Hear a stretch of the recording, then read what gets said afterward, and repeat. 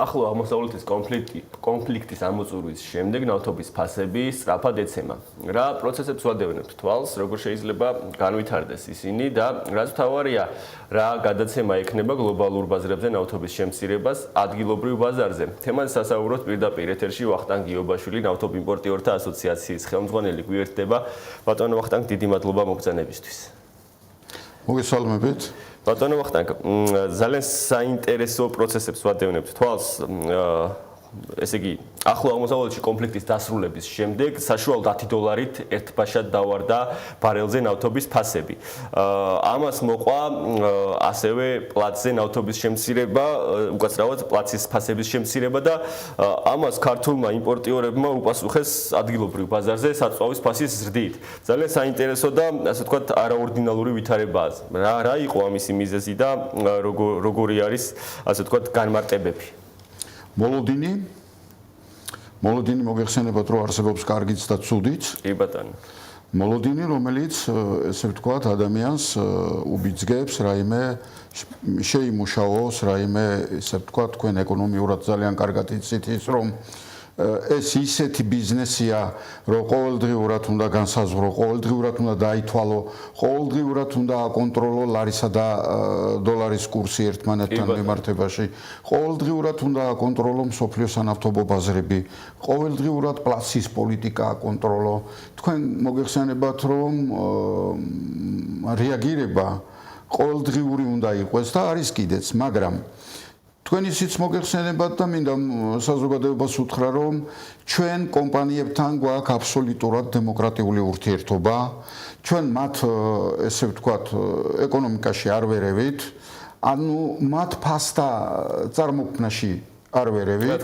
საქმე იმაშია, რომ ყველა კომპანიას აქვს თავისი ესე ვთქვათ, პოლიტიკა, ანუ მიდგომა, ეკონომიური მიდგომა, თუსაც შეიძენს საწვავს, აბსოლუტურად თავისუფალია, საცაიაფად ნახავს იქ შეიძენს და ეს საბოლოო ჯამში გამორიკვევა და ის მოლოდინი დადგინდება, რომ რას უნდა ელოდოს თქვა ხვალ, მაგრამ ზოგჯერ არ მართლდება.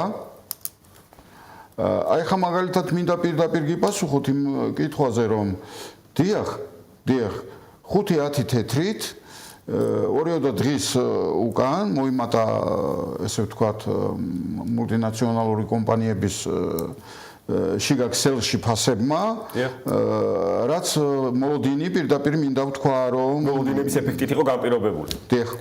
გასაგები არის. თქვენ ლარის კურსის ახსენეთ და მოდი ამოვწუროთ ჯერ ადგილობრივი ბაზარი და შემდეგ ძალიან საინტერესო იქნება თქვენი მოლოდინები გლობალურ ბაზრებთან დაკავშირებითაც. თქვენ ლარის კურსი ახსენეთ და პრინციპში ვაკვირდებით, რომ ნელი ტემპით, თუმცა ლარი დოლართან მიმართებაში ჯანსაღდება ბოლო რამდენიმე. კი ბატონო. ამის პარალელურად ასევე დასაწყისში ვახსენეთ საერთაშორისო ბაზრებზე პლაცისა და ბარელის ფასების შემცირება. ჩვენ რეალობაში როდის ველოდებით გადაცემას და სხვა თანაბარი პირობების შემთხვევაში რა ტიპის კლება უნდა იყოს ადგილობრივ ბაზარზე? ანუ თავდაპირველად ალბათ იგივე ციფრები, რაც იქნა მომატებული, მოაკლდება, თავდაპირველად დაიწევს იმ ციფრებით ალბათ ისიც მოლოდინია, ესაც ჩემი პირადი მოლოდინია. და რა თქმა უნდა, მე კიდევ ერთხელ ხაზს უსვამთ, რომ ეს არის პირდაპირ რო იტყვიან კომერციული, ესე ვთქვათ, წესდება და მოსაზრება ყველა კომპანიისა, თუ რას მოიმოქმედებს ან რა ფასთა სხვაობას მიიღებს. ეხლა მე მინდა გითხრათ თქვენ, რომ ჩვენი ძირითადი მომწოდებელი ქვეყნები დღეისათვის აი ჩვენ ვისგანაც საზღვაობთ დღეს და ვიღებთ საწვავს ეს ქვეყნები არის ბულგარეთი ანუ ლუკოილი რომპეტროლი ასევე ესე ვთქვათ გალფი პრობლემა არ აქვს არანაირ საწვავზე ასევე მინდა გითხრათ რომ სოკარი ეს ის მსხვილი კომპანიები რომელთაც ზურგს უკან ბუნებრივია დგას წარმოებები დგას რაღაცა ესეთი სიმძლავრეები აქედან გამომდინარე მათ უფრო მეტი ინფორმაცია აქვს ვიდრე ესე ვთქვათ პატარ-პატარა კომპანიები რო არიან და ისიც ვთქვათ და ვაღიაროთ რომ ეს პატარ-პატარა კომპანიები ძირითადად ფაქტიურად მსხვილი კომპანიებიდან იღებენ ადგილობრივ ბაზარზე ხდება ადგილობრივ ბაზარზე დიახ იღებენ მათგან საწვავს ამას მაგრამ მინდა აღვნიშნო მე ისეთი კომპანიები როგორიც არის Connect-ი როგორიც არის პორტალი ყველაზე იაფი აქვს საწვავი და არც თუ ისე ცუდი და ძალიან კარგი საწვავი აქვს ყველას. ბატონო ვახტანგ, ესე იგი, მოლოდინების ნაწილი რომ ამოწუროთ, რა პერსპექტივაში ველოდებით ფასების შემცირებას ადგილობრივ ბაზარზე და შემდეგ გადავიდეთ იმ მომწოდებელ ქვეყნებზე. ადგილობრივ ბაზარზეც ველოდებით ფასების შემცირებას, თუ ასეთი ტენდენცია გაგრძელდება, ხო შეიძლება რომ დღეს მოიკლო. კი ბატონო. მაგრამ ჩვენ ხშირად გვინახავს ეს მაგალითი რომ დღეს მოიკლო, მაგრამ ხვალ მოიმატა. საკმაოდ турბულენტური ბაზარია ნამდვილად. ძალიან. ესეთი არითმიები ყოველთვის იყო და ყოველთვის იქნება, იმიტომ რომ ეს არის სამართლობო ბაზარი. ეს არის პლაცის პოლიტიკა.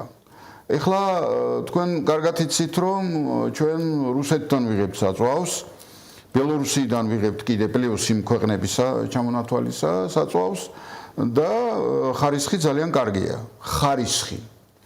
მაგრამ როდესაც მოდის აქ უკვე ჩვენ შიგა კონტროლი გაორმაგებული გვჭირდება.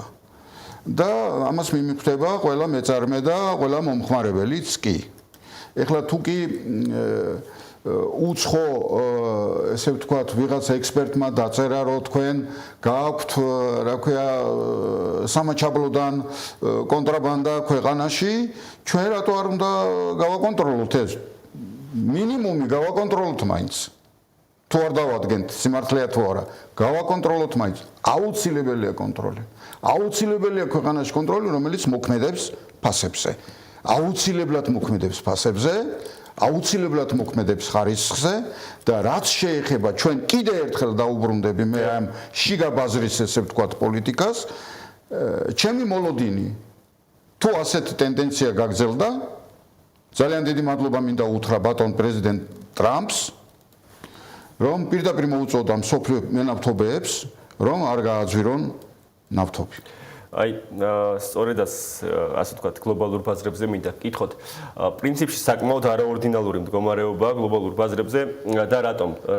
ახლო აღმოსავლეთის კონფლიქტის დაწყებისას დაახლოებით $10 ნახტომისებური მატება ჰქონდა და კონფლიქტის დასრულების შემდეგ ზუსტად ანალოგიური ასე ვთქვათ მოცემულობით და პროპორციით დაიკლო ნავთობის ფასებმა. ხო და ზუსტად ის გითხარით მე რომ კი ბატონო. ველოდები რა?